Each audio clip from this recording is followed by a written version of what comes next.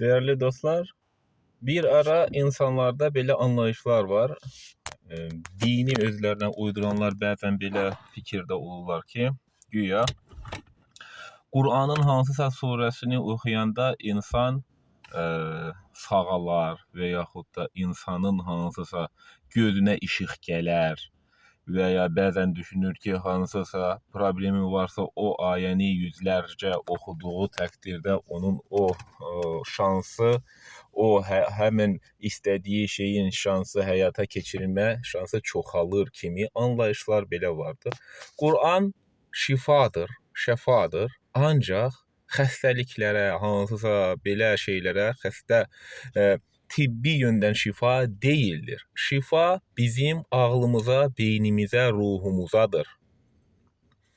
Hansısa bir xəstə adama Qur'an oxutduğunuz təqdirdə o adam əlbəttə sağalmaz.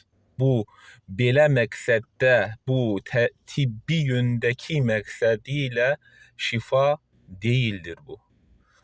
Və bunun üçün biz Qur'anı ruhumuzun qidası, ağlımızın, beynimizin şifası olan Qur'anı, zikri biz anlayaraq oxusaq, o zaman biz bütün dünyada olan hər bir hadisəyə qarşı, xəstəliyə qarşı, hər şeyə qarşı bizim ağıl gücü işləyəcək. Xəstələndiyiniz təqdirdə əlbəttə həkimə müraciət edəcəksiniz.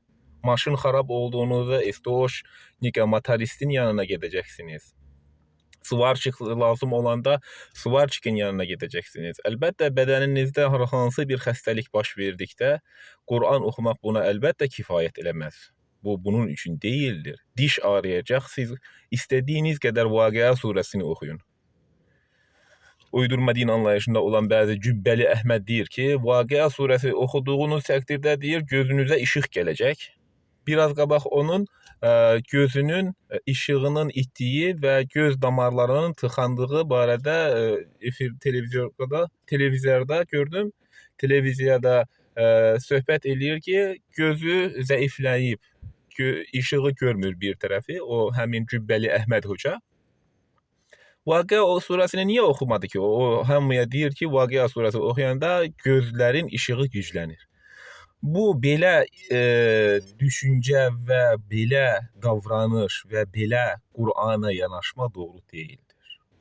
Bunun üçün biz hər zaman ağlımızı işlətməliyik və hər zaman biz bilməliyik ki, bu dünyada hadisələr də, xəstəliklər də, hər bir şey var, olacaq və qiyamətə qədər bu proses sürəcək. Bunun üçün ruhumuzun, ağlımızın, beynimizin şifası olan Qur'anı anlayaraq Azərbaycan, Rus, Türk dillərində biz oxuyaq, həyata keçirək. Xəstə olduğunuz təqdirdə də müalicəyə, müayinəyə, həkimə müraciət edin. Qur'an ayəsi insanı tibbi yöndən sağaltmaz.